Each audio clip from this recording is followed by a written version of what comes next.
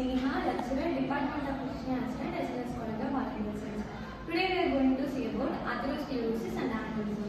Atherosclerosis is a condition characterized by the buildup of fatty deposits known as plaques on the inner walls of the arteries. Arteries carries oxidated blood in our body. Arteries inner walls fat deposit ஆகுது நம்ம plaque சொல்லுவோம். இந்த மாதிரி plaque formation ஆகி கம்ப்ளீட்டா அந்த blood vessel block பண்ற அந்த கண்டிஷனை வந்து atherosclerosis னு சொல்லுவோம். This buildup can restrict the blood flow and cause arteries become stiff and narrow. இந்த buildup வந்து என்ன பண்ணும்னா அதனால ஸ்ட்ரக்சர்ஸ்க்கு அந்த plaque அந்த பக்கம் இருக்கக்கூடிய ஸ்ட்ரக்சர்ஸ்க்கு blood flow வந்து restrict பண்ணும். ஆர்டரிஸ் வந்து ரொம்ப ஸ்டிஃபாவும் narrowவாவும் மாத்திடும்.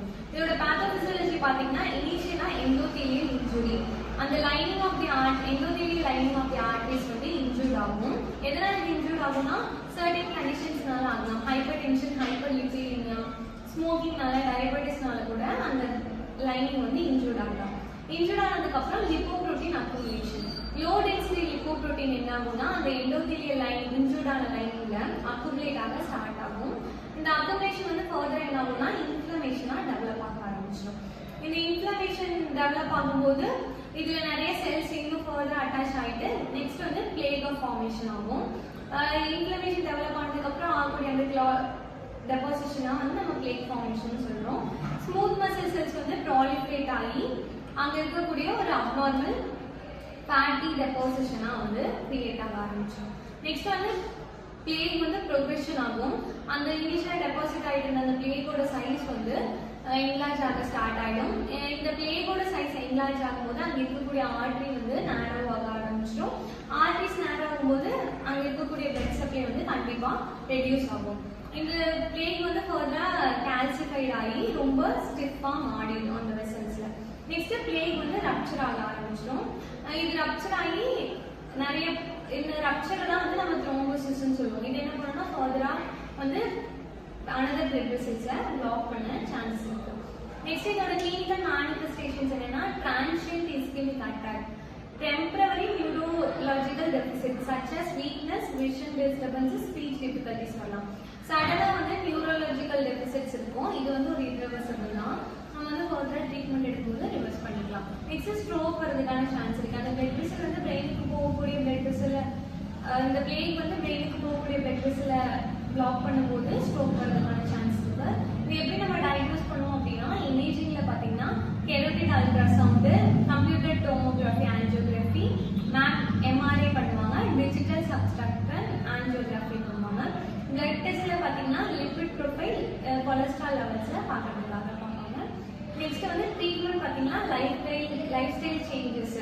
இப்போ ஸ்மோக்கிங் பண்ணிட்டு இருக்காங்கன்னா ஸ்மோக்கிங் வித்ட்ரா பண்ணலாம், டயட் மாடிஃபிகேஷன் பண்ணலாம், ரெகுலரா எக்ஸசைஸ் பண்ணலாம்.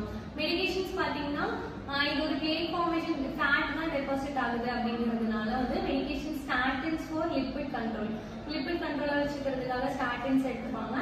ஹைப்பர்டென்ஷனால வந்து atherosclerosis ஃபார்ம் ஆயிருக்குன்னா anti hypertensive, anti platelet drugs, anti coagulants எல்லாமே எடுக்கும்போது இந்த plaque வந்து டிசால்வ் ஆகிடும். அடுத்து சர்ஜிக்கல் இன்டர்வென்ஷன் கம்ப்ளீட்டா வந்து பிளட் வெசலை பிளாக் பண்ணிடுச்சு அப்படிங்கும்போது கெரோட்டிட் எண்டாகரெக்டமி, ஆஞ்சியோபிளாஸ்டி அண்ட் ஸ்டென்டிங் இந்த ப்ரொசீஜர்ஸ் எல்லாமே பண்ணி கியூர் பண்ணுவாங்க. இதுல காம்ப்ளிகேஷன்ஸ் என்னென்ன வரலாம்னா கொரோனரி ஆர்டரி டிசீஸ் வரலாம், peripheral artery disease, cerebrovascular disease.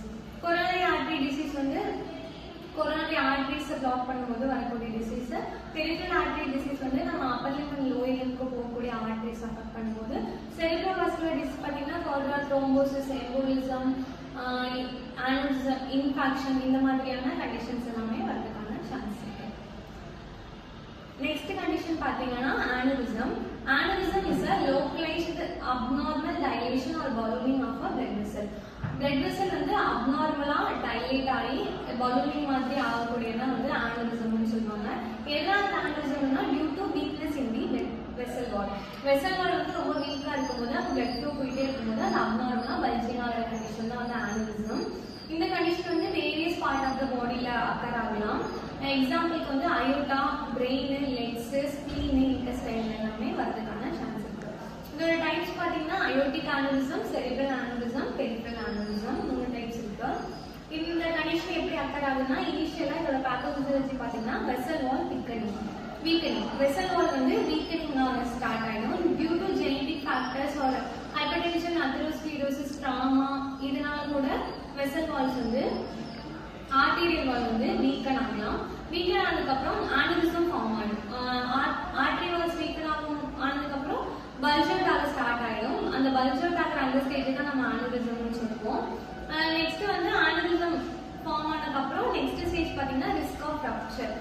அப்நார்மலாக bulge out or ballooning ஆகிட்டு இருக்கும்போது ப்ரொலாங்காக இந்த கண்டிஷன் போயிட்டே இருக்குங்கும் போது ஒரு க்ரானிக் ஸ்டேஜில் வந்து அது ரப்சர் ஆகக்கூட சான்ஸ் இருக்குது. அது ரப்சர் ஆகும்போது ஆர்ட்டில் இருக்கக்கூடிய பிளட் எல்லாமே லீக் ஆக ஸ்டார்ட் ஆகிடும். அப்படி லீக் ஆகுது தான் நம்ம வந்து ஹெமரேஜ்னு சொல்லுவோம்.